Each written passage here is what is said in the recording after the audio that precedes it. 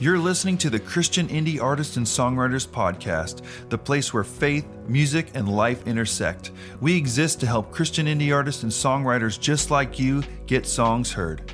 Hey, I'm here with my friend Joel Vaughn, coming to us live, actually from Texas, but living normally in Tennessee. How you doing this morning, Joel? Dude, I'm doing great. I got my coffee. I'm staring at a stained glass window in a quiet sanctuary. It's kind of nice. Man, that sounds very peaceful and a great start to any day. Dude, it's pretty awesome. I'm not going to lie. Man, so I know that you're doing a ton of things. You're a busy guy, so appreciate you taking the time to be here and share with us your story. So with that, how did you kind of get started with music? I know we just talked that you kind of grew up in Texas, and I know that there's just something in the water in Texas where musical genius is just born, man. So how did that start for you? I grew up in a military family. It's hard for me to tell people where I'm from because I lived in so many different places. I usually intro that with moving to Nashville was my 40th move of my life. Wow. And that's a lot for a guy who's only 34 years old, or really anyone, honestly. I'll kind of start from the beginning. I was born on an Air Force base in South Carolina, and my family, my immediate family, my parents are from Alabama. And so all of my extended family, for the most part, is from Alabama. So the first half of my life was spent kind of growing up there, back and forth between the Air Force Base and Mississippi, on the state line of Alabama. I remember my first experiences in music, and I have to go back just to kind of get there. Was listening to my mom, who was a worship leader in the early 90s. And when I say early 90s, I mean 1989, 1990. My dad was involved in the youth groups and stuff like that. But my mom led worship, and she led from the piano. And back then they were doing things like Jehovah Jireh, that kind of stuff. Oh, yeah. The old school pre-shout to the Lord. Most people didn't even know there was music before shout to the Lord. That's like Awesome God, He Reigns almost. Yes, it is. Yeah. Yeah. And dude, I remember 1991, we did that in the choir, or they did it. I wasn't in the choir yet because I was only 6 years old. Yeah. Or 5, I was 5.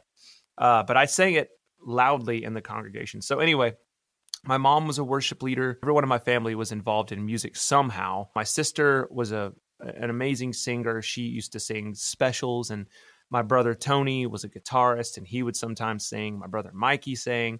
So there's 5 of us kids, and we all grew up into a family band, whether we wanted to or not. And everywhere we went, we just kind of sang together. But I came to know the Lord in 1992 at First Assembly of God in Amory, Mississippi. The carpets and the pews mismatched, and I remember that vividly. I just can't ever remember if the carpets were mauve or the pews were mauve, but one of them were mauve and one of them were blue. That's pretty much par for the course, right? That's it, man. If you didn't go to a church that had mauve or light blue carpet, was it even church? And on the walls, there was some sort of knitted stained glass looking quilts, I'm sure. Oh, and flags. I'm pretty sure there were flags. And plants too, for some reason. Oh, yes, there were many ficus, and I don't think there were any cactus at this point. It was Mississippi, so yeah, still a little early. They weren't quite that progressive. Yeah, we'll get there. So I got saved when I was 6 years old, and a lot of people are like, "Man, how do you know if you made that decision at 6?" I just know in my heart. My mom led me to the Lord, led me to the altar. I remember they were singing "Create in Me a Clean Heart," which is based on Scripture, but that's one of those songs that to this day, if I'm feeling down or need just to spend time with the Lord, I'll get my guitar, and every couple of years I'll just play that. So, yeah. But anyway, so that's where it started for me. And at 7 years old in 1993, I sang my very first special. This is back when specials were a thing. Yeah.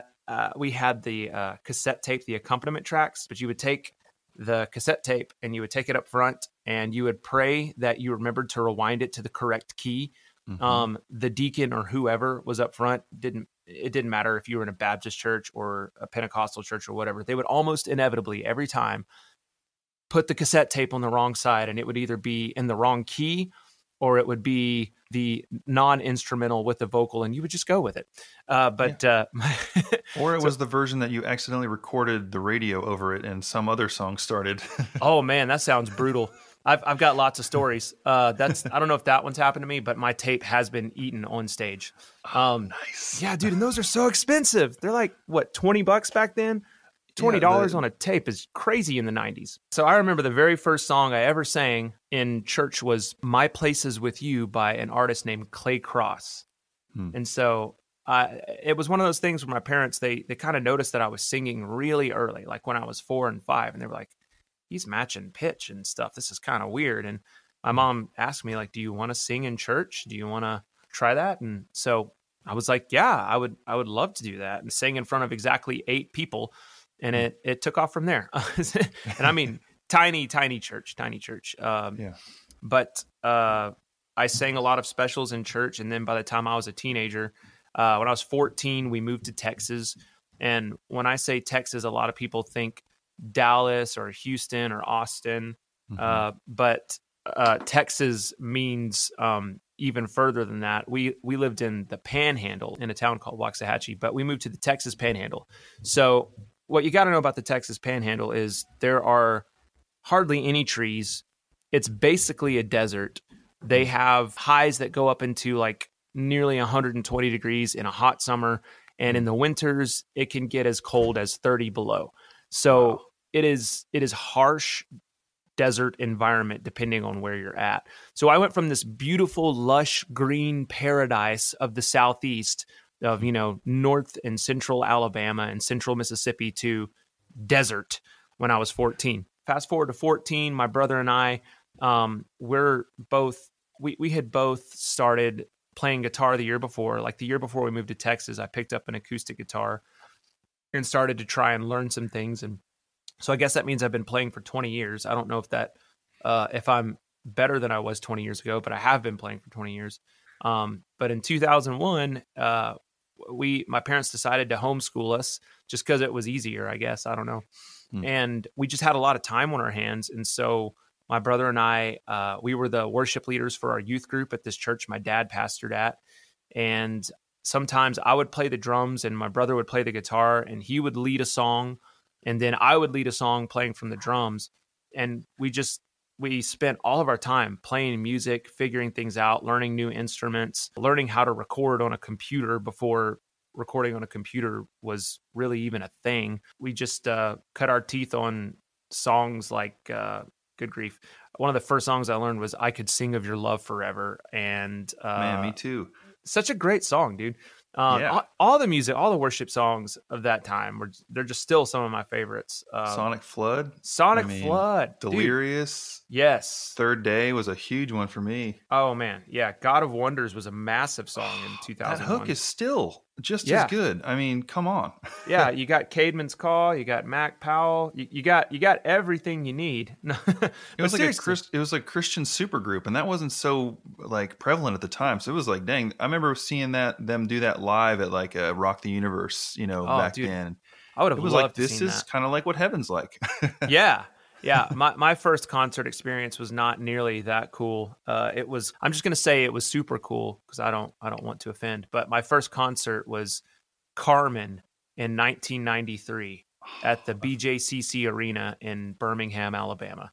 Man, I've heard so much. I've never actually paid witness to it, but a lot of people I know, that was their first concert too. And dude, I got to be honest, it was pretty legit, even for a 7-year-old kid. Like, I don't think it was just because I was 7. Like, there was a lot of dramatic performance. It was loud. It was pretty awesome.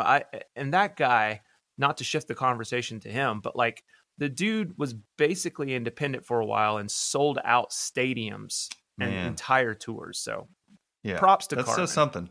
It says something. Back to me in Texas. So my brother and I, we started like leading worship and stuff together. My parents wanted us to do these competitions, singing competitions and stuff all the time. We earned some scholarship. I could have gone to college for free. And then we moved to a town called Clarendon, Texas, where I met my wife. That solidified that I was not going to go to the college that I earned all of the scholarship for because I didn't care to go to college anymore. I just wanted to be with her. Yeah, understood. And so that's 2003. We start dating in January 15th of 2004. And I'm like, I don't want to go to school in Missouri anymore, because I was supposed to go to an AG school in Missouri called Evangel. And instead of doing that, I broke away from that whole ideal, and I graduated from high school, moved back to Clarendon where I met my wife, and I went to a junior college, and we actually started leading worship together at a lock-in for the New Year's in 2003.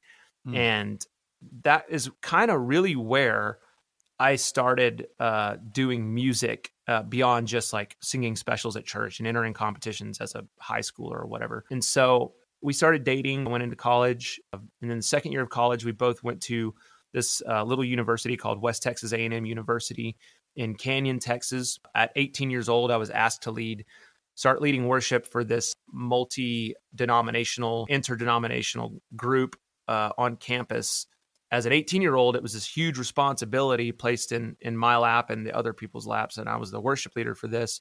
It was a gathering of about 500 students, and it's bigger than anything I'd ever done besides sing at these competitions with a couple thousand people. But either way, night in, night out, we would lead. It seems like worship has been really refined and focused and narrowed down into such a formula. Back then, we would literally sing, I'm not kidding, we had a set list that was 16 songs long. Wow. And I don't miss that at all. I don't want to go. Lot. That's a lot. And I remember back then it was even a lot, and we narrowed it down to like 12. And finally they allowed us to start doing 8. I was like, what are we doing? A passion event every night? Like, this is crazy. Probably a great season of refinement. I mean, working through all the probably pain and struggle of like forcing yourself to sing for that long, but I'm sure that helped build some strength along the way. I learned a lot as an 18-year-old kid how to not do things. Saying that as in like, because everyone was asking us to do that, but I didn't have a whole lot of leadership skills from ages of 18 to like 22. I learned by doing a lot of things wrong. That being said, 2004, 2005, I was doing that, and then I started writing my own songs, and the Lord really just started putting on my heart that I needed to kind of start sharing those songs, but I didn't really know how. There was a lot of refining that went into that. I learned how to not do things, and I learned a lot about myself, and there were a lot of frustrating nights, a lot of arguing and back and forth with other members on the team because we were all college freshmen. Actually, I was a year into college, so I wasn't a freshman. So there was a lot of learning and refining and figuring things out. I really wanted to start writing songs, and God kind of started putting things on my heart. And so I started writing, and I didn't really know how to like have opportunities to share my music or whatever. And I wasn't even actively trying to do it. I honestly didn't know. I was talking to my wife about this. I didn't know that you could just start calling churches and booking. I didn't know that was a thing. I thought you had to go to college for 4 years, earn a degree, learn about it, maybe even go and get your master's degree in something because, education was a big thing in my family. So I went to college thinking like I wouldn't be ready to do this until I was done with college. I didn't know that you could just start, that because God put something on your heart that he wants you to share the gospel, that you could just go do that. So it became apparent to me, finally, we started having people heard about our group on campus at West Texas A&M University, and they started calling us for youth events, for revivals, for Disciple Nows. And so we just started playing all over the tri-state area. So like we did events in New Mexico. We would do these little focused events all over the Panhandle, sometimes in Oklahoma. And then it just kind of grew from there. And then I started my first job at a small church as a worship leader in 2007. Because of that, they heard me and my wife lead worship. Started my first serious job as a worship leader at a little church called Living Water Christian Fellowship in Canyon, Texas. And I started that job at 20 years old. And boy, did I know nothing. And still to this day, I would say there's a lot that I don't know. And I'm just still kind of trusting the Lord to, give me grace and knowledge and wisdom through it all. I will say I know a lot more than I did back then, but yeah. So anyway, 20 years old, my first job. And I'm still booking dates and stuff like, or I'm not really booking. People are just calling me. I still didn't understand the concept of reaching out and calling people to say, hey, I want to do a concert. People would just call me. And so I always thought it was a given, Yeah, that's kind of how I got started into music. Long answer, but. Man, no, that's great. And I love so much of that. It seems like you've just been bred for music. I mean, that's been the consistent thing from age 7 essentially to now. I mean, that's, a lot of years. So, so all the way up, all through that, then you've got your first, your full-time job as a worship leader, but then you did start writing music like before that. So how did you go from pushing, doing the events and doing the worship leading events to start actually releasing music as an artist? Like, where did the Joel Vaughn like brand kind of emerge? And then, how does that bring us to today? Some great things in Spotify through streaming and in general. So I'd love to hear like that next leg of the journey up till today. Well, I started out as Vaughn Jolvie. No, I'm just kidding. No, so great name. Yeah. So in 2006, I got married, and my brother and I, before that, we had always wanted to start a band together. He was still living in Dallas, and I was in college in the Texas Panhandle in Canyon. Living in the Amarillo area. My brother is about to move to my town so we can do music together, and we called it the Vaughn Band. It was just the Vaughn Band, and it made sense because I was about to get married and we were a worship group. We did the Vaughn Band thing, and selfishly, I got to admit, my first real song I ever wrote was to my then girlfriend, now wife. It was a couple of love songs, but like God kind of started shifting my heart. Like, yeah, I know that you have this talent and I know that you want to use it, but I kind of want to do something different with it. And that's when the worship stuff started coming up. And so like, I was like, I kind of want to write songs to God, but I don't really know how to write worship songs, even though I grew up singing worship songs. So like, I just started writing what was on my heart around 2006. And, they were all pretty terrible songs, like anybody who had just started. As I was writing more and more, my brother moved to San Antonio, where the rest of my family was. That's when I just I was like, well, if he moved, I guess Vaughn Band is over. And so I didn't really have, like I said, I wasn't actively booking for myself. I was still just doing things because churches were reaching out to me for Disciple Nows and stuff like that. So I stayed pretty busy. So I would show up and they would be like, you're the Vaughn. I was like, it's just Joel. My name's Joel Vaughn. I don't have a band name kind of thing. So that's just kind of where it happened and where it stuck. I just stuck with it. So I started writing songs, and I've said that 100 times now, but I didn't start sharing them until I started going to youth camps and stuff. Like I started doing more like bigger events like youth camps around 2007 and 2008. And then I was like, I really want to get some of this stuff down because I had so many people asking me, do you have a CD? Do you have a CD? And I would always be like, I don't know. No, I don't have a CD. I don't know how to really do that. And I had been recording on a computer at home, but I never really thought, oh, I'm going to release this. I didn't even know how to make CDs. I was just like, you burn them on your computer. So my first attempt at that was in 2006, 2007. And I made my own homemade CD on a Fostex CD recorder. Like it had its built-in, like, quote unquote, mastering unit.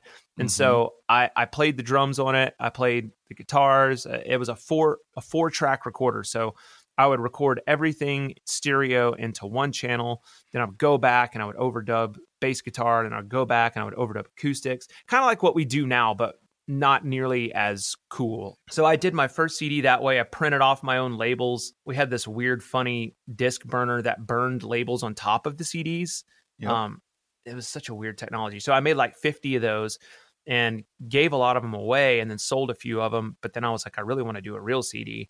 And then my in-laws were the ones that were like, we really feel like God's leading us to help you out. Like, what do you need? And I was like, apparently I need to go through some disc manufacturing company. So I made my own full EP in my garage in 2008.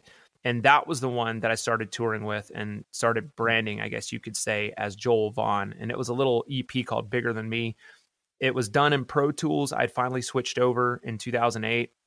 and it was the most horrible, atrocious sounding thing I had ever recorded. I started dabbling in Pro Tools in 2007, but I wasn't brave enough to like actually use it and like record in it till 2008. And so I released my first project, and that's kind of where things independently took off, was in 2008. Man, that's awesome. So 2008, that was, I mean, iTunes was a thing, so you probably released digitally as well. Did you get stuff on that kind of stuff too? That was or was it just CDs? That was my very first iTunes release. Okay. And I think we used disc makers, and the only game in town at that point was TuneCore. CD Baby wasn't a thing. DistroKid wasn't a thing. TuneCore was the only way to release. Okay, so independent. So you started kind of, Joel Vaughn, the artist, branding was born, through that whole process. So then 2008, there's another 12 years of story here, but how did you get, because I know that you're working with, a independent label also. So like, how did that story go? And like, bring us up to today where like, now you've got some songs on Spotify that have hundreds of thousands of streams and things. So how did kind of all that happen for you? Yeah, it didn't happen overnight. It didn't even happen a couple of years after that. It didn't even happen until maybe 7 or 8 years after that, actually. So 2008 to 2010, 2009, I left my first job at my first church, and I started working at a mega church. The mega church actually was folding after a year of me being there. I got really sick physically. I had a cellulitis infection in my legs. I got gout in every single joint in my body. And it was all post from a surgery that I had. Like my immune system tanked, and I found out some things about myself that was not good. And doctors were trying to figure out if I was terminally ill at the time. Wow. And I didn't really know that everything that was happening to me could have pointed to something far, far worse. And so after I was kind of pulled out of that by the grace of God and experienced some healing, I started running. All through college, by the way, I had put on a lot. I put on like 100 pounds between 2003 and 2007. And so I was very unhealthy. And in 2008 or 2007, I had injured myself. By 2008, I was very sick. 2009, I was still pretty sick, but didn't know it until after my surgery. And I started working at this mega church, and nearly died. And that was like my wake up call. Like God's given me a second chance. And so I wrote a bunch of songs after that. This is really, I think, where things started to change for me. I had to repent of some sin that was in my life that I hadn't dealt with early on. I had to address a lot of things that were going on in my heart and in my mind that stemmed from stuff that happened in my childhood before I really think God could start using me. And I'm not saying that I'm a perfect example or whatever today at this point, but that I'm, still continuing to be renewed and trusting God through all of that. But in 2010, I got through that surgery, started to get healthy, started running in 2010, and lost 100 pounds over the course of a year. Wow. Then my church merged with another mega church. And we, at one point I was in charge of this very large worship gathering all to myself, and my work ethic was very poor. Everything to this point was a given. Like I said from the beginning, people would just reach out to me. I never booked a thing in my life, really. Didn't reach out to people. It was all kind of based on my talent. I love the Lord. I got saved early on, but I kind of used my job as a worship leader to hide who I really was and to find my identity in that. And it wasn't until I got very sick, and it wasn't until I had to walk away from that job for 18 months that I really truly feel like God was ready to, he was preparing me. I went through some really dark days from 2011 to the end of 2012. In my marriage even, there was just a lot of tension and things there that stemmed from a lot of different things that we needed to address. And so I basically left being a worship leader for almost 2 years between 2011 and 2012 after being healed from all this sickness and losing all of this weight. So I went through this whole process, this whole physical and spiritual transformation. And instead of finding my identity in what I did, which was, regionally tour and be the worship leader at one of the second largest church in town, instead of finding my identity in that, finding my identity in Christ and how he loved me and what he thought about me. And so I walked away from music altogether for 2 years. So we get to 2013, and I felt the Lord calling me out of being full-time at a megachurch. That was the point where I was like, okay, God, I don't really know how to book events. I don't really know.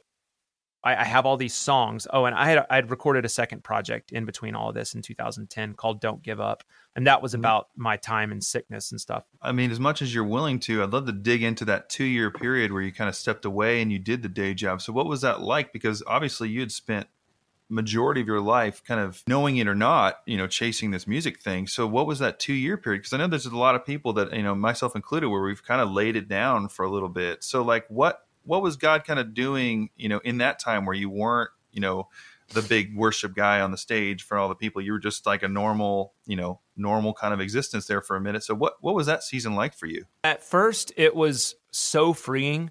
It took away all of the pressure to act like something I wasn't. And I could just be me. I could just be authentic and real, and not have to worry about the pressure of like every single thing I was doing being watched under a microscope, is what it felt like. Because, if you're a worship leader in a big church in a local area, you're quote unquote big fish in a small pond, local celebrity. So, rumors abound when they hear like, oh, that guy, he quit or he got fired or something like that. So that was hard. But it was also freeing because I didn't have to fake it anymore. And I could just actually focus on my relationship with God. So that literally looked like not even having to worry about like, what kind of songs am I going to sing on Sunday? Like, am I keeping up with the trends of everything that's big or whatever? What am I writing? Am I doing what's expected of me in terms of branding and whatever? And I'm not even on an independent label or anything at this point. And so like all of that went away, and it was just, who is Joel? Okay. Who is Joel to his wife and also newborn daughter in 2011? What kind of father do you want to be? What kind of man do you want to be? Do you want to be an honest man? Do you want to keep growing in your faith? Do you want God to use you powerfully, or do you want to keep holding on tightly to what you think your journey should look like? And so I just did a 9-to-5 day job. I worked in IT, just fixing computers all day long. And I went to counseling for like 18 months straight, and I went to the gym, and that's pretty much, and I spent time in the Word and reading books. I just had a normal life for 2 years. I can't tell you how much I lamented, how much I prayed, how much I cried, how much I found myself really by letting go of this idea of being whatever it is I thought I wanted to be.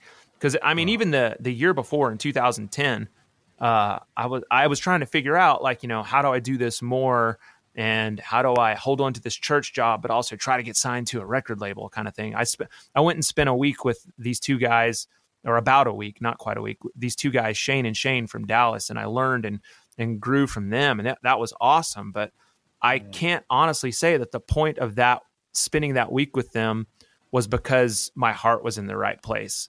My heart was really more about like getting signed and getting on stage and doing concerts the way I saw other artists that I love at the time were doing, like the Afters and Monk and Neagle. You probably don't even know who that is, but they're from Amarillo too. And Mercy Me, like I was trying to do that. That was my sole motivation. And I somehow thought, and if you're an artist now thinking this, that like, if the platform grows, so will my spirituality, and so my relationship will get deeper with Christ. It won't. It actually will get worse. Yeah, that's good. So that's what was happening to me. My platform was growing wider and wider and wider, and my relationship with God was getting shallower and shallower and shallower. Wow. And so I did not like that about myself. I very well could have been signed to a record label any of those years, and I think it could have been the worst thing that had ever happened to me. And I'm glad God pumped the brakes and put me in timeout for a couple of years and said, "Hey, you need to focus on me. This stuff isn't me. This is all.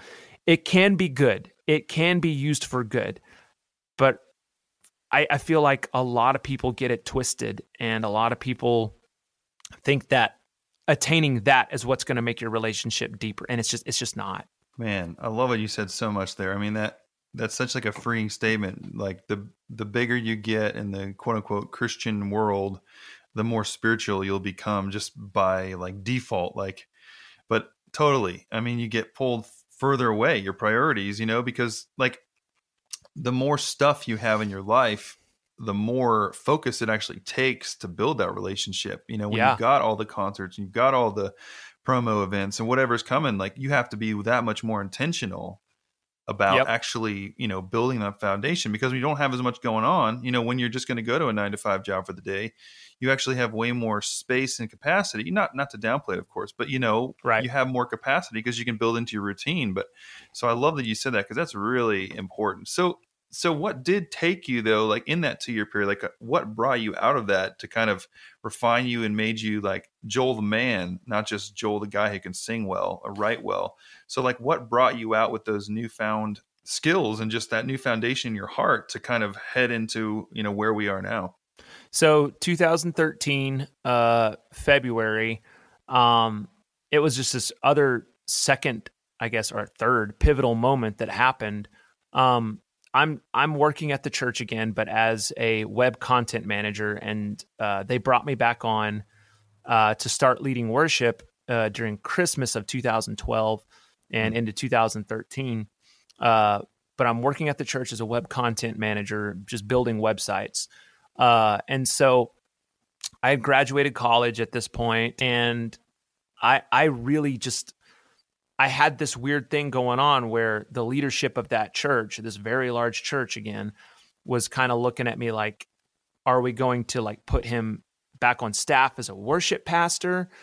And like they had their whole motivations and stuff. And I think they really wanted to, but God was doing something in my heart where it's like, man, I would love so very much to be back on staff at this church and worshiping and leading people. And I've already had beautiful moments where, I'm standing on stage and people are crying because I'm back kind of thing, but not on staff. And my wife and I are crying on stage and leading worship. And it was a very beautiful time to come out of that and be back. But God was doing something in my heart where I was like, I want this job so bad, almost in an unhealthy way. And I just it was weird, dude. Like, I would probably still be there today. 7 years later, I would probably still be there today, but it was this weird, like, Joel, you got to pull the plug. You got to flip the switch on it. Wow. And at some point, I felt God saying, you need to trust me that I have something bigger and better for you. And so I basically flipped the switch and nobody understood. I had all these exit meetings and they were like, Joel, you just went through this 2-year period of restoration and looking into, all of this stuff. And we're just perplexed. Why do you want to walk away from this? And I'm like, I'm not saying I want to walk away from this. I would love to keep one foot in the church and write songs, for the masses, and I don't even know how to write songs for the masses or whatever that means. Like, I have no connections other than I spent a couple days with Shane and Shane in Dallas, 3 years ago. And I was just like, I just feel like I need to be obedient to the calling that God placed on my life, because I remember when I was in youth camp in 2001 and some random man saw me sitting in the back of the camp, not worshiping, not doing anything but staring and just being, I had some stuff going on in my heart as a 9th grader, and he came up to me with tears in his eyes and he put his hand on my shoulder, and I'll never forget it. And he said, God told me that everything is going to be okay and that he's going to use you for great things. And then he patted me on the back, tears rolling down his face, walked away. Still don't know the guy's name, still don't know anything about him. And that's one of the most powerful moments in my life. And I remembered that in 2013. And I thought, if I take this job, if they offer it to me again, if I take this, and I knew they were going to, because it came back 7 months later and offered it to me, actually. If I take this job, I'm not being obedient to what Christ has called me to do. That would be, I mean, I don't know that it would be, quote, the wrong thing, but I don't know that it's the journey that God wants. So I walked away from my job. I resigned in February 13th of 2013, finished up, and I was out of there. I think my last day was, February 3rd. My last day was February 13th, 2013. And some guy that owned a local recording studio in town called me up and he's like, "Hey, I've heard your story. I want to let you know that you can come write at my recording studio and I want to help you and blah, blah, blah." And I'm like, "Yeah, man, I just lost my job and I don't really know what I'm supposed to do, but I'm not really in this for myself. So like, it's cool." And this dude was just persistent and he kept calling me. And so I was like, "Sure, fine. I'll go write some songs at your studio or whatever." And so I wrote some songs and we built a relationship over a couple of weeks. And he came to me, he's like, "God told me." And I'm like, "I've heard that before." But he said, "God put it on my heart. I want you to record an album here and not worry about the cost. I want you to do it free of charge. Wow. And I will get you where you need to go." And I was like, "Okay." And so it was this local recording studio in Amarillo, Texas, nicer than any recording studio I've been in Nashville. But at the same time, there really aren't any recording studios in Nashville anymore.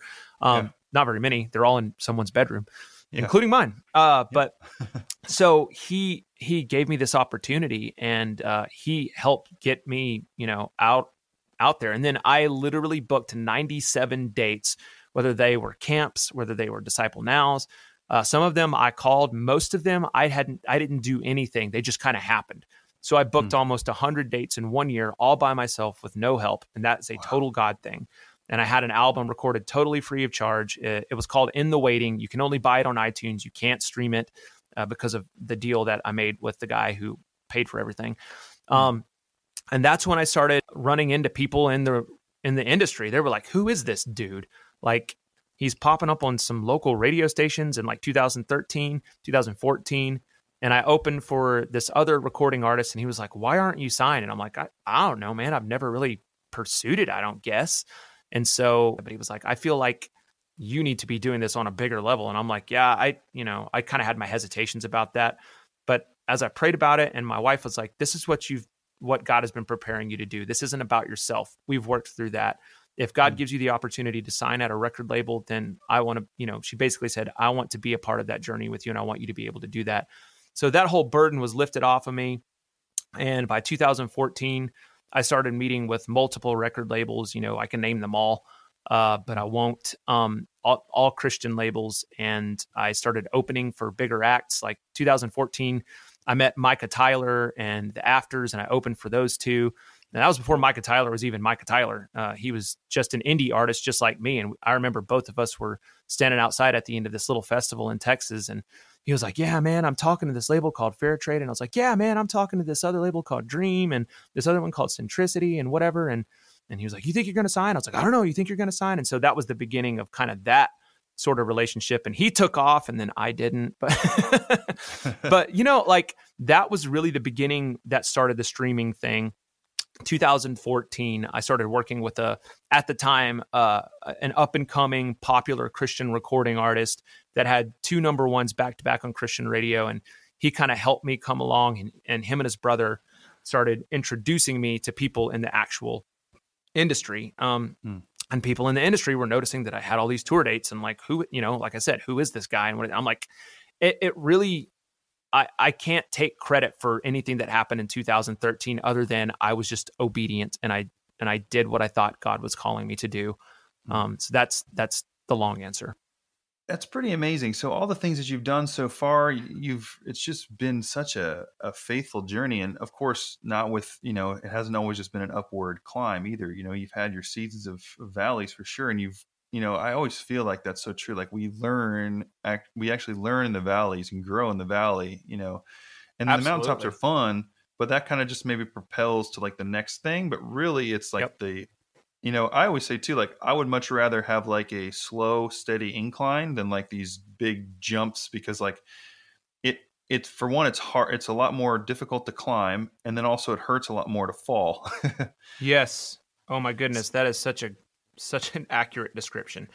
So just like this slow incline, we can handle it. Not that we get to choose all the time, because like you said, you've had a lot of things just sort of work. But obviously, God has been in this and like needing you to do this. But sometimes, when the world gives us more than we can handle, it kind of makes us fall down sometimes and recalibrate. But so, Yep. man, so what are some, like, I always like to ask people, like, this journey, and what's something that you tell yourself kind of maybe when you're getting started, maybe not all the way back to 7, but maybe, who knows, what's like something that you would share with like the audience and also with your younger self that's like just been a pivotal piece of advice for you along this journey? So many things, and it's funny that you asked me this because I was actually chatting with a friend of mine who's a popular writer in the Christian industry, at least. Anyway, we were chatting back and forth on text yesterday and the day before, and one of the things that I would tell myself starting out, because when I started out, I was in a totally different trajectory than I am now. Like as a young worship leader, one, you don't know it all. Two, talent is pretty cheap. Like not everybody has different levels of talent. And there are people that are vastly talented. There are people that are still more talented than I am. And there's always somebody better than you, but talent isn't everything. Faithfulness is everything. Obedience is everything. Trust is everything. And hard work, honestly. And really, probably more of any of those things, trust. Like I remember being a young guy, like I wanted to control everything, which is why I released an album called Control, because I have control issues, obviously. But like I wanted to control everything. I didn't trust the sound man. I thought I knew everything about what was going on stage and that sort of thing. And that was one of those things. And I see that happen in a lot of younger like worship leaders. Like I'll go to a church, and the first thing that'll turn me off is like seeing somebody who's like 20 to 24 years old who gets in an argument with their sound guy. And I'm like, bro, and this is something I would tell myself, and this is what I was texting back and forth. It's like, bro, if you knew better right now, the first person you would become best friends with is the sound guy. Like, like build relationships, trust God, and those other things will come. People are vastly more important than that thing you want to do is. If you truly want to do the thing that you care about, and you want God to raise that platform up for you, spend more time caring about the people than you do about yourself. That's what, honestly, I that sounds harsh, but that's me talking to myself. Well, it doesn't sound harsh, because you know what? It sounds like Jesus. Yeah. Yeah.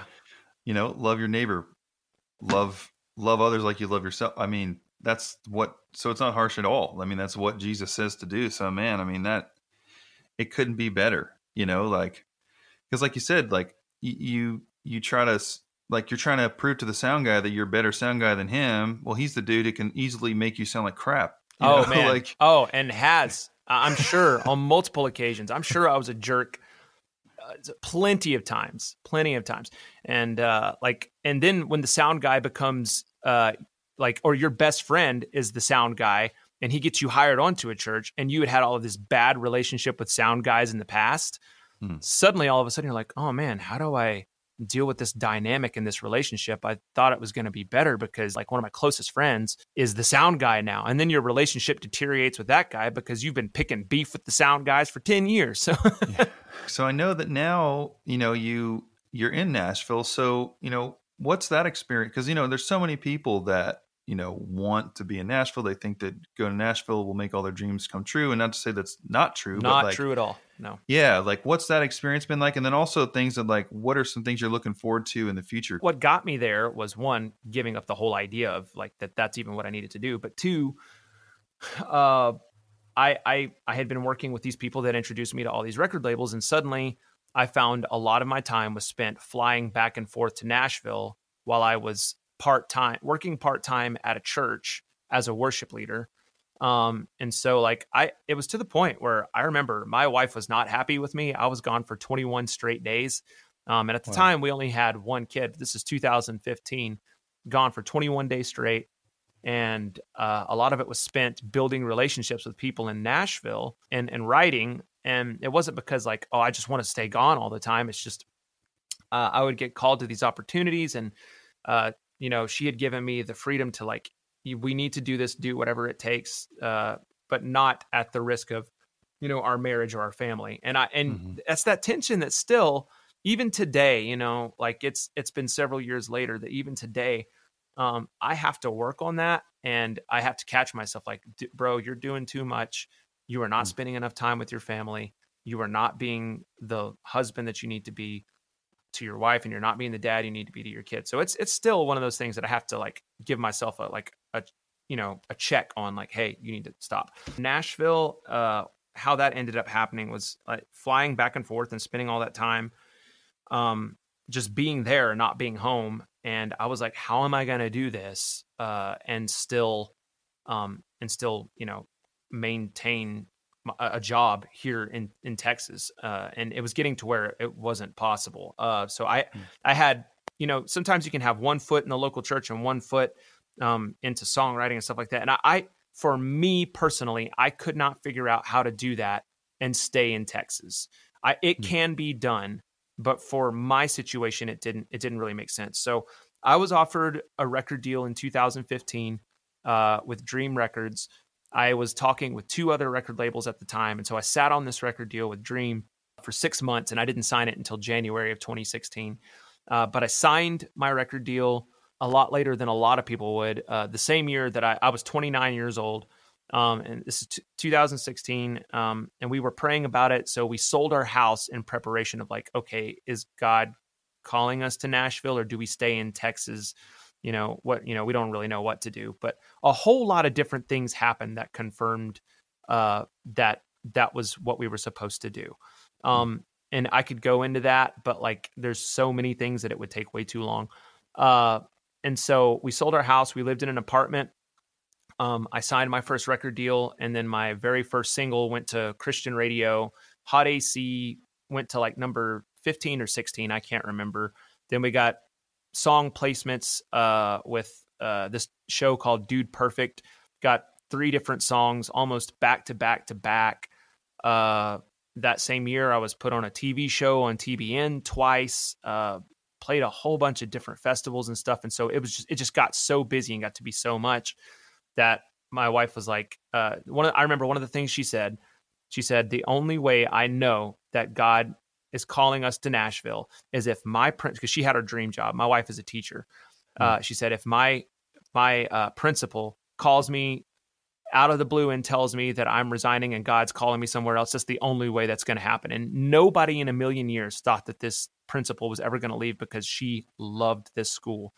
And that spring, I have a single going to radio. It's hit Billboard. It's a top 20 song, my very first single ever. And she got a phone call in the summer, and she comes out, or not the summer, it was like, I think it was April or May. She comes out of our bedroom in our apartment, and she's crying. And I was like, what's going on? And she was like, my principal just called me and told me she's resigning, and there's a whole bunch of shifting and stuff happening. And so suddenly, she was like, maybe there's something to it. And so she puts out her resume for jobs in Nashville. She gets 2 calls immediately, and she's interviewed within 2 weeks and offered a job like 2 weeks later. Wow. And so I was like, yeah, baby, I'm ready to go. But at the same time, my wife and my daughter and my newborn son, my newborn son didn't know much about anything that was going on. He was newborn, but my daughter just crying a lot. And going there was a lot of crying. And suddenly I felt the weight of like, hey, this is a big decision. Yeah. Like, I'm asking them to sacrifice a lot. Like, and so for me, I have to sacrifice a lot. And today, like, the reason I'm in Texas, yeah, I did a tour date, but really the only reason I did a tour date was so my wife and kids could see their family, or our family, to see their grandparents. And so every fall, we're blessed in Tennessee to have this thing called fall break. It's kind of like spring break, but it's 2 weeks off in the fall from school. And my wife's a teacher. So when fall break hits, we go to Texas for 2 weeks. Christmas, we go to Texas for a week. We try to keep that line open so we can spend time with family. But anyway, that's kind of what happened. And we moved to Tennessee. And I thought just because we moved to Tennessee, things were going to take off and they were going to be amazing. And they were absolutely the opposite. Like things took off immediately before I moved to Tennessee. But it was almost like I felt like I was doing what God called me to do. And suddenly opportunities started to dry up. It felt like nobody cared anymore. Christian radio looked at me like I was a flash in the pan and wasn't as exciting as they thought I was going to be.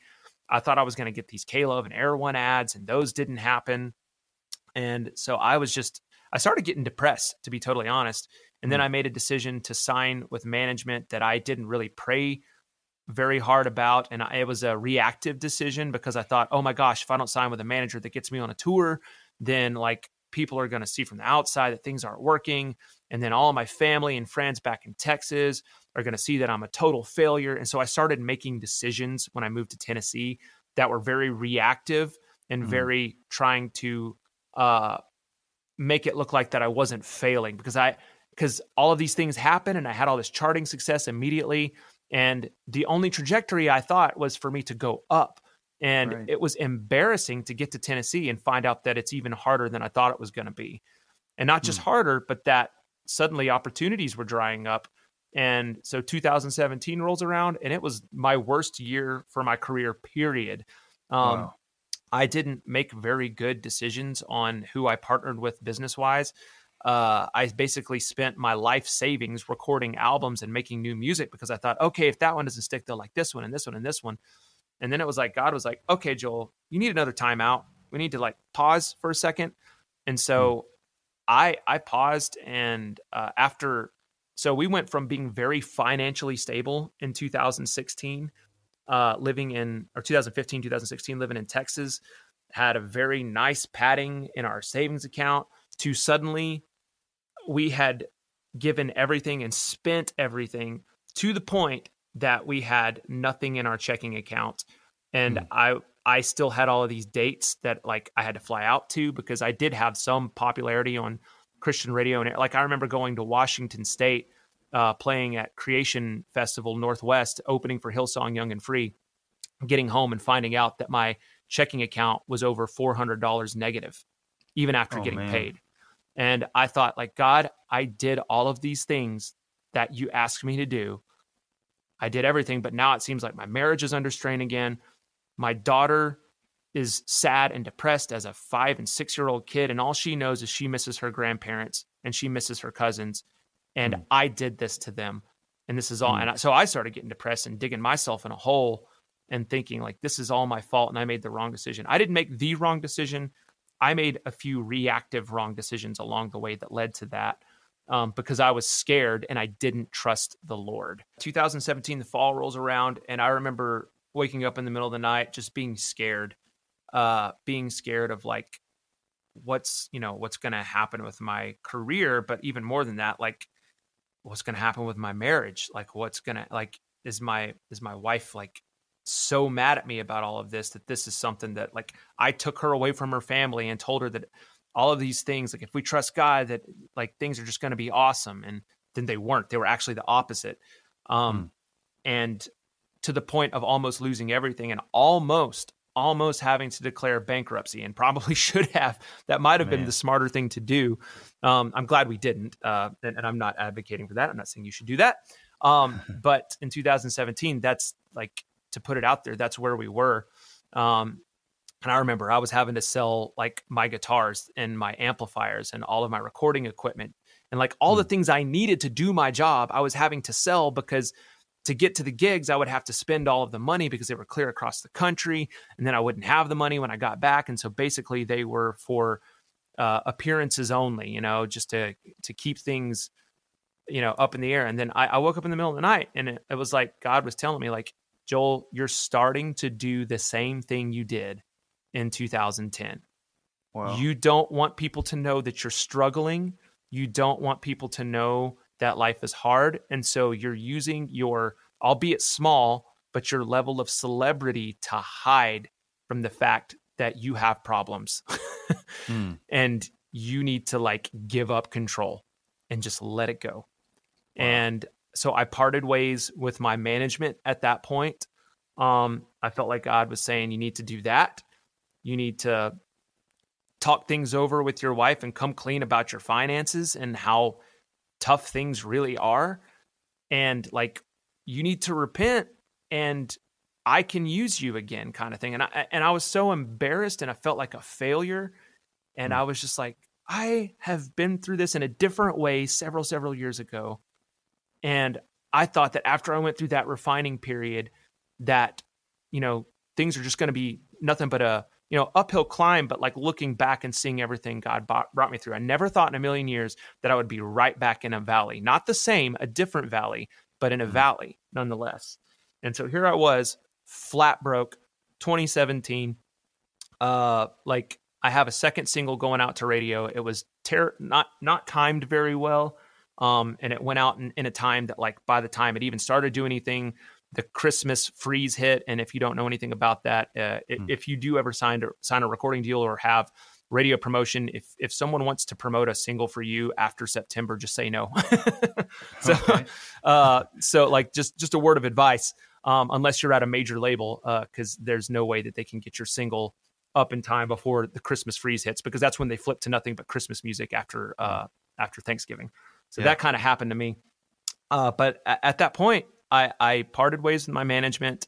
I paid him what I owed him when my royalty check came. My first big royalty check came in, and I was like, yeah, I got a royalty check, and it's gone. And I was just like, God, I'm sorry. And I went to my wife and I said, I'm sorry. I want to do everything I can to earn back your trust and to do this the right way. And it was like God lifted a veil or tore something and removed a veil out of the way. And it was like, all right, I can work with this. And I just got a call out of the blue. I was in Michigan writing with my friend Matthew Parker, and my record label that I was working with, I had just released my second project. It was another EP with them. They were like, hey, do you want to be in a movie? And I was like, I'm not really an actor. And they're like, that's not really the point. It's the God's Not Dead series of movies, and we need a song and stuff for it. And so I got that opportunity. I was able to write a song for that movie. And then they asked me to actually be in the movie. And so I'm in for 19 seconds leading a song in God's Not Dead 3. I know that's not like this huge thing or whatever, but for me at the time, I went through a series of like, I had all of this stuff happening to like literally nothing for almost a year straight and going flat broke because of it. And so that happened. And then like other things started to happen, and I started having charting success with my single. And, I had other people reach out to me, management teams reaching out to me and booking agents reaching out to me, wanting to strike deals with me. And I was like, yeah, I've been through this before. I want to have wisdom and trust God through this process. And, I want to pray through these things. And so I had to grow comfortable with saying no, even if on the outside, a specific, like if a management company offered me a deal, just because, and I'll say this, just because a record label, just because a management team, just because anybody offers you anything does not guarantee that you are going to have any level of success. It might increase your odds a little bit because you have someone working with you and partnering with you. But it's not a guarantee. There are lots of people that sign record deals. There are lots of people that get management deals. There are lots of people that are signed at major labels that you have never heard of before and never will hear of ever, because they just never reach that point where the record label's, ready to introduce them to the world, and they get dropped. So that's a piece of advice. But anyway, I had people offering me deals, and I was like, I'm not going to take the first thing that comes across my plate, because I need to do what's best for my family. And my family comes first. And that's where I was for, a solid year. Was like opportunities were presented to me, and I just had to grow comfortable with saying the word, no, thank you. Thank you for the offer, but no, thank you. And waiting on what was right, and then doing the best I could in stewarding what God had already given me, and not trying to go to the next thing and the next thing and the next thing. Like, trust where God has you right now. And you'll know sometimes doors will open, but it doesn't mean you should walk through them. It like, Man. and I'll say that again, sometimes doors will open, but it does not always mean you should walk through them, because I've walked through some doors that seemed pretty awesome. And then on the other side of it, it's like, this is a dumpster fire and I made a terrible mistake. Wow, Like, man, this is like such good, because there's a lot of people listening that may have never had the opportunity to have these, and they will, these, they'll get some yeah. opportunity maybe at some point. Yeah. So to know like someone who's kind of had the chance to walk through those doors and realize, man, this isn't the room that I'm called to be in Yep. is like, but that's hard because just like like you're no different than anyone else. Like we grow up thinking like that's what you need. You Yeah. need to have these people supporting you. You need to have the label. You need to have the management. You need to have all the radio. You need to have all that stuff for it to be like quote unquote successful. But really, we're successful in God's calling, because it feels like hearing the story so far, like every time you humble yourself, not that you got there because of like some crazy ego drive. You just were going with the flow, and next thing you realize, like, oh man, like I need to stop myself and get with God. And when you did that, as things sort of almost crumbled, they didn't, because he didn't let you get that far. Yep. But then you would take that time out and you'd reconnect with the one who's providing it all. And then boom, then Yep. you have some new opportunities start happening. So go from there, man. So now I think we're at 2018. Yeah. Yeah, we're at 2018, and that's when 2017 is when I started writing for the Control album thing. Mm-hmm. And a lot of people didn't understand it. They were like, Control, this album really seems more like it's about surrender. And I'm like, exactly. I have control issues that I need to surrender. So good. And so like, I remember seeing like reviews, and that was one of those things I had to stop reading. Like if you ever get to a level where people are reviewing your albums, and you can independently. I started having people independently review my albums at all these major Christian outlets like New Release Today and New Release Tuesday back then, and Jesus Freak Hideout. And then you see some of the things they say and you're like, hey, you don't have the whole picture. You don't know what I was going through. Like, you don't know me. You don't know me. Just ignore that crap. Sorry, we're not allowed to say that. Of course we are. Yeah, 2018, I'm releasing the Control albums. I was approached by another manager, and I was like, man, I don't, and actually I was approached by him in 2017, and I had just gotten out of this other management relationship, and I was like, thanks, but no thanks. I wanted to make sure that whoever I worked with, that we had an understanding, whether you can't just like, you're not going to find somebody that perfectly aligns with you if you're brought up with that opportunity. That's, I'm not saying that can't happen, but you're not going to always find someone who shares the same values and shares the same morals and shares the same vision and mission. But I am saying you need to find someone, if that opportunity is presented to you, that matches that as closely as possible. Because the thing is, you're going to work with people that think and believe totally different things than you. And they better at least believe in the gospel if you're doing Christian music. Otherwise, you're going to find yourself doing things you never wanted to do. So 2018 rolls around, and I get these opportunities presented to me. I have a single. I started writing with this guy, Ross King, in 2017. I've known about Ross. He led worship at some camps in 2005 that I saw, and I knew that he knew Chris Tomlin, and I knew that he wrote these funny songs. But besides that, I didn't know much about him. And so I started writing with Ross in 2017, and we wrote a song together called Pray It Up. What was funny is like, God was dealing with my heart and getting back to being a dad and a husband after falling flat on my face in my career. And so I was like, what's one of the things I'm not doing better that I could be so much better with? And one of those things was prayer. And so like I had this, I was, a lot of my song ideas happen when I'm either driving or I'm in the shower at the worst time possible. They're never when I actually sit down with a guitar or piano. It's so funny. So like I get this idea on the way to, my record label puts me in touch with Centricity's publishing department, and they connect me with this guy, Ross, and this guy, Patrick Mayberry. Go in with this idea about prayer, because I wanted to start modeling prayer for my kids, because I didn't feel like I was spending very much time with them in that. Like I was spending time playing games with them, but I wasn't like showing them the faith that I had come to know the way my mom did. And so that was something that was really near to my heart. So I brought this idea.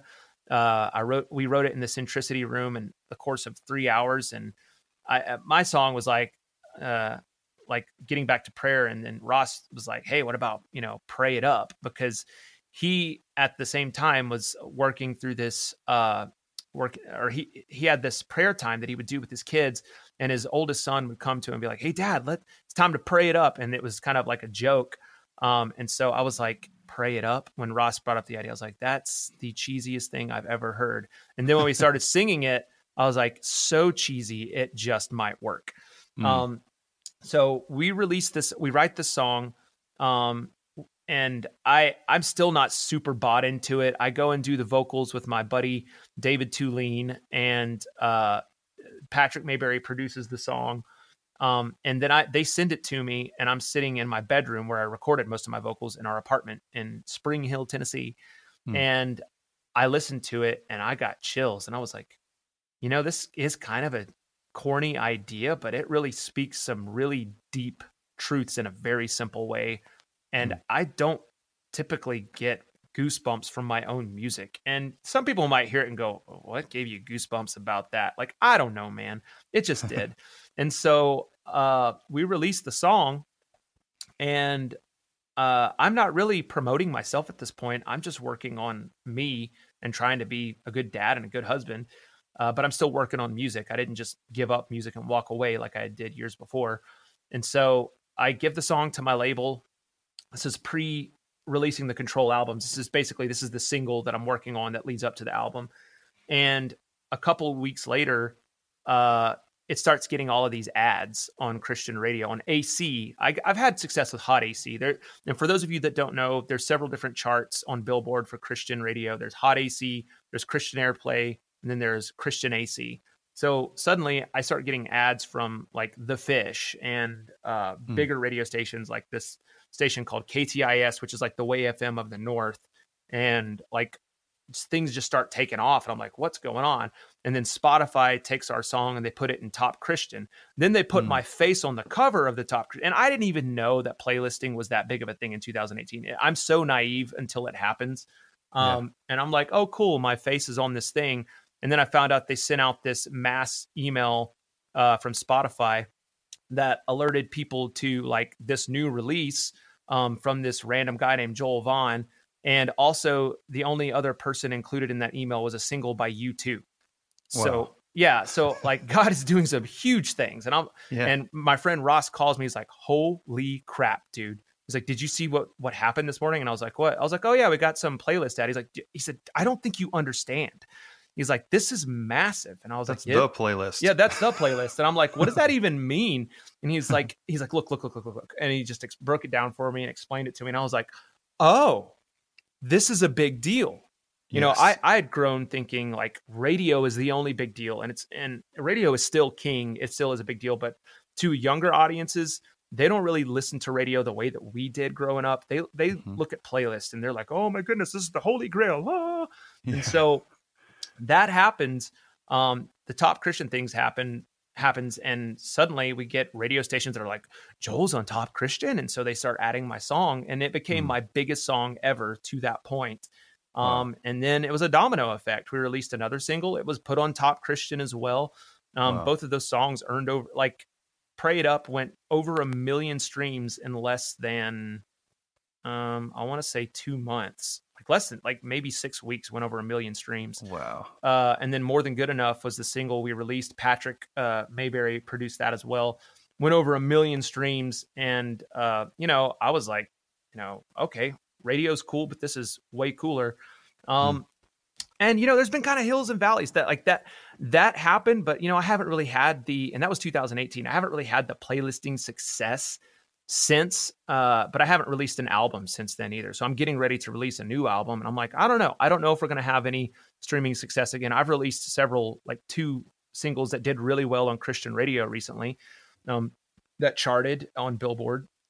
And they didn't really do much in streaming. It's like, oh, like I thought that because I got, Top Christian those other 2 times that it was a given. And guess what? It's not a given. Just like anything else, you have to work hard. You have to trust God, and don't get mad when things don't happen. Like there are people on major record labels right now. And I have people like Ross, like speaking into me and telling me like, "Hey man, you realize there are people signed at my label that don't get Top Christian." Like that. It's not just, an indie or whatever thing. We're here now in 2020. I just finished up an album And that's a whole miracle in and of itself. I don't even know how we did it.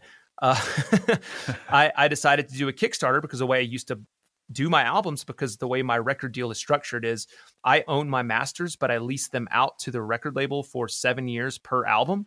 And the only way, and we could talk about record deals all day long. This is one way that some labels do it now. But I own my masters, and the only way to really pull that off, and other record labels do this too, is they have you pay to record, which if you're touring and you're making money isn't a big deal. But then coronavirus happened, and suddenly I'm in the same position as any other independent artist.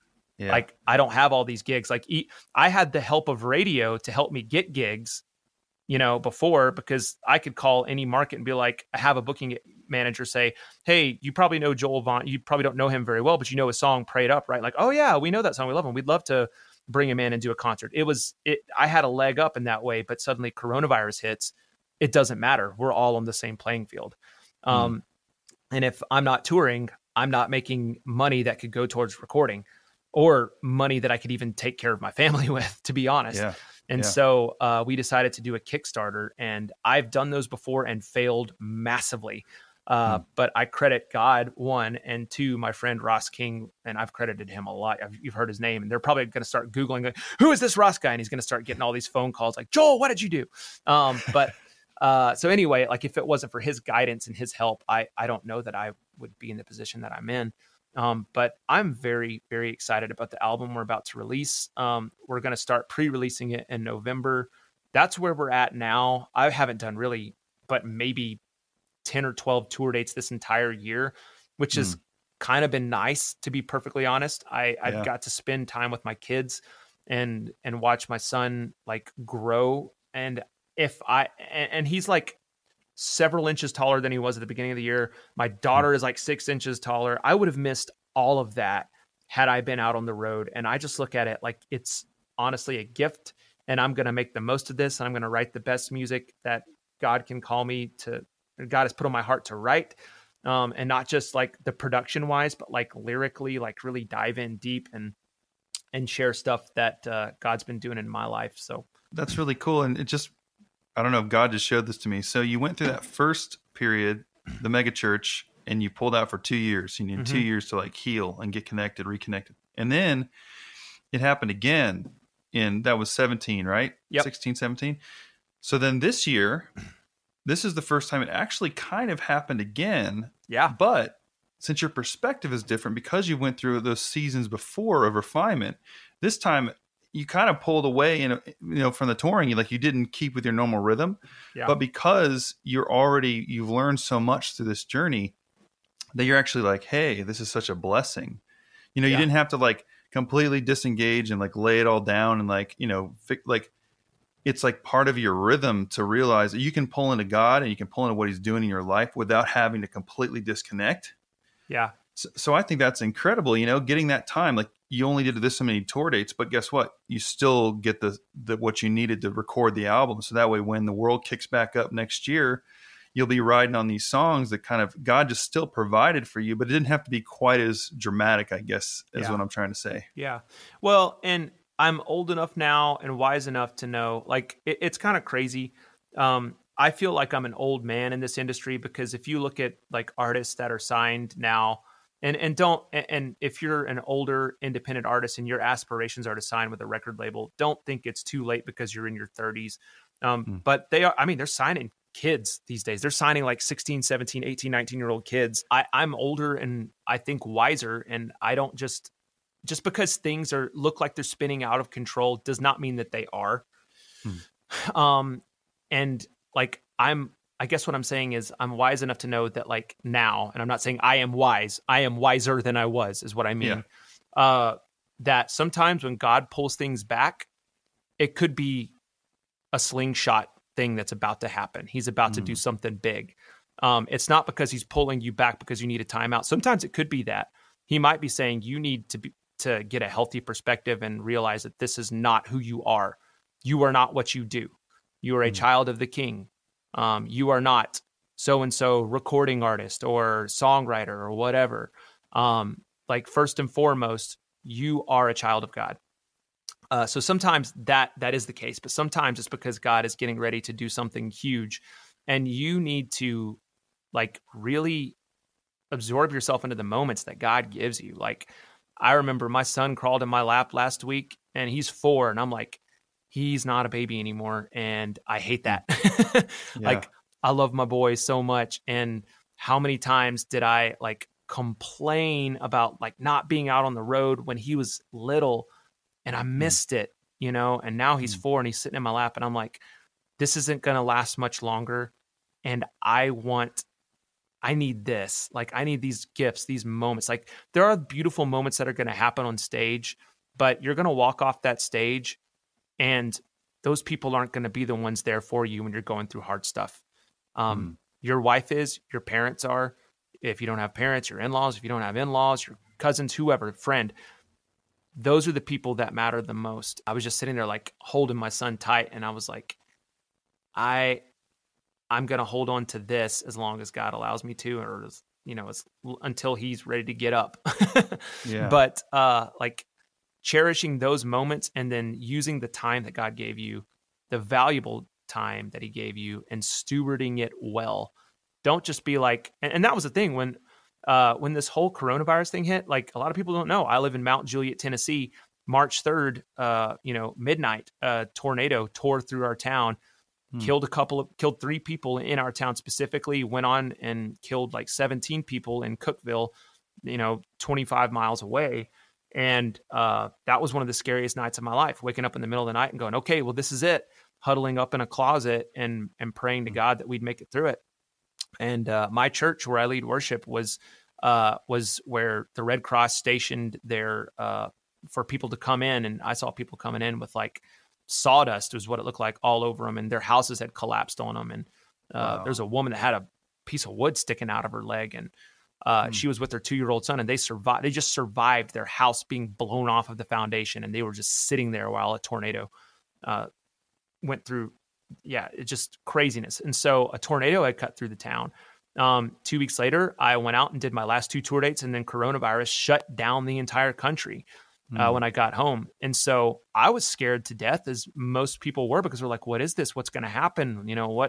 What is the world going to look like? And I had friends that were close to the military saying like, oh, martial law is going to happen. And I'm like, and I grew up in a military home, and I know exactly what that means because I had heard about that. And so I was like, I'm not going to freak out. God's in control, and I'm going to take this time, and I'm going to make the most of it. That God gave this time that God gave me, I'm going to make the most of it. And I actually wrote a song called "Make the Most of It" that's gonna come out November 6th, and it's literally about that. And my kids didn't go to school from March 3rd because tornadoes just tore everything up all the way through Mount Juliet or Nashville, Mount Juliet, Lebanon, the whole Nashville area. And my kids didn't go back to school until August. So my family was at home, and that was tough. And I complained about like, I can't get this record done because the kids are in the house always yelling. But my wife was so gracious and would like take them out to the park and take them outside and allow me to work and that sort of thing. But this has been one of those moments that I'm like, everybody kind of gets a chance to see what it's like to be put on a timeout, and how you can either waste it and be mad about it, or you can see the beauty and the gift that it really is. Because I've been put on 2 big timeouts in my life, and this is the 3rd one. But I'm like, I know God's going to do something amazing with this. He has to. That's who he is. That's his character. He loves us. He hasn't forgotten you.